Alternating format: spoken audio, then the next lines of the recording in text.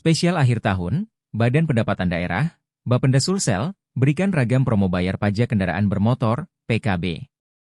Hal ini disampaikan Kepala Bapenda Sulsel, Reza Faisal Saleh, pada Selasa, 3 Desember 2024. Promonya, mulai dari bebas pajak progresif.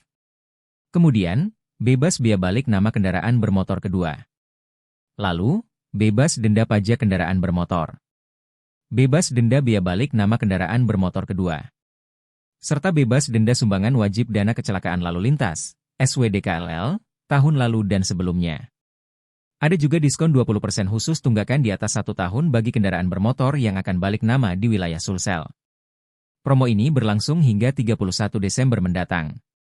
Reza mengaku pembayaran PKB pun kini sudah mudah diakses.